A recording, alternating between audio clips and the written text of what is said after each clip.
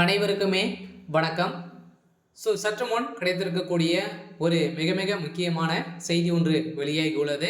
சற்று முன் ஈரோட்டில் மக்கள் மண்டை உடைப்பு, ஸ்டாலின் செய்த அராஜகம், இது மாதிரி பார்த்தீங்கன்னா செய்திகள் வெளியாயிருக்கு. எப்போ பார்த்தீங்கன்னா திமுகவுடைய தலைமையகம் பார்த்தீங்கன்னா பெரும் அராஜகம் செய்துட்டு வராங்க. அதனால் ஈரோட்டில் பார்த்தீங்கன்னா இப்போ இடைத்தேர்தல் நடக்க போகுது இல்லையா. இந்த இடைத்தேர்தலில் பார்த்தீங்கன்னா அதிரடியாக திமுகவுடைய வேட்பாளர் விசி சந்திரகுமார் அவர்கள் பார்த்தீங்கன்னா போட்டியிட போகிறார் இல்லையா. இதில் பார்த்தீங்கன்னா அதிரடியாக இவர் போட்டியிடத்திற்கு அங்கே கிராம மக்கள் அனைவருமே பார்த்தீங்கன்னா எதிர்ப்புகள் தெரிவித்துட்டு வந்திருக்கக்கூடிய நிலையில் ஏற்கனவே பார்த்தீங்கன்னா உட்கட்சிக்குள்ளே எதிர்ப்புகள் வந்திருக்கும் நிலையில் தான் பார்த்தீங்கன்னா திமுகவில் இந்த இடைத்தேர்தல் நடக்கிறதுக்காக எதிர்ப்புகள் வந்திருக்கு. இந்த எதிர்ப்பின் அடிப்படையில் தான் பார்த்தீங்கன்னா அங்கு இழக்கப்பட்ட மக்களை அங்கே பார்த்தீங்கன்னா ஈரோட்டில் பார்த்தீங்கன்னா முதல்வர் ஸ்டாலின் அவர்கள் அங்கு போலீஸாரை வைத்து பெரும் அராஜகம் பண்ணியிருக்கக்கூடிய நிலையில் தான் அங்கு மக்கள் அனைவருமே அடித்து விரட்டப்பட்ட சம்பவத்தினால அங்கு ஒரு மிகப்பெரிய கலவரங்களாகவே மாறி இருக்கு. இதை பற்றி இந்த வீடியோவில் பார்க்கலாம். அதுக்கு முன்னாடி நம்ம சேனலுக்கு இப்போ தான் நீங்கள் முதல் முறையாக வந்திருக்கீங்க அப்படின்னா மறக்காமல் நம்மளுடைய சேனலை சப்ஸ்கிரைப் பண்ணி சப்போர்ட் பண்ணுங்கள். வாங்க வீடியோக்குள்ளே போகலாம்.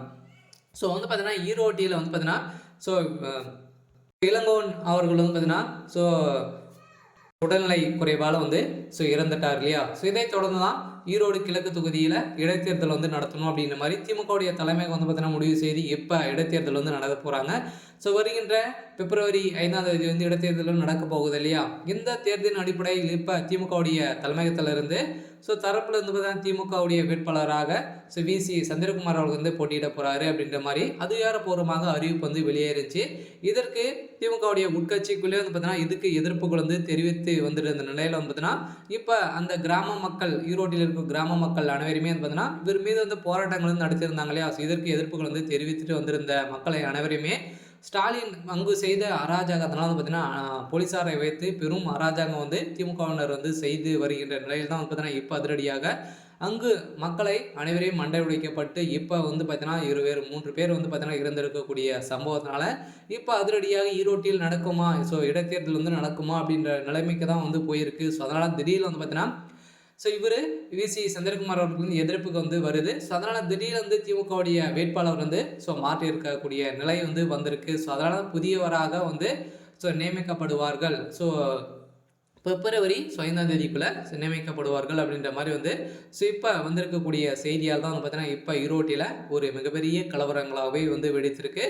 அதனால் ஏற்கனவே தேர்தல் ஆணையமும் பார்த்தீங்கன்னா இவங்களுக்கு எதிர்ப்புகள் தெரிவித்து வந்திருந்த நிலையில் இவருடைய வீட்டில் அதிரடியாக ரெய்டு நடந்தது. இந்த ரெய்டின் அடிப்படையில் எக்கச்சக்கமான பணங்கள் மூட்டையாக சிக்கிய சம்பவத்தினால தான் இப்போ அதிரடியாக இப்போ இன்னும் தேர்தலே நடக்கலை, இவர் ஜெயிக்கவே இல்லை, அதுக்குள்ளே இவ்வளோ பணங்கள் எங்கேருந்து வந்திருக்கு அப்படின்ற மாதிரி இப்போ எழுப்பப்பட்ட கேள்வியால் தான் இவர் திடீர்னு திமுகவுடைய வேட்பாளர் மாற்றப்பட்டு இருக்காங்க.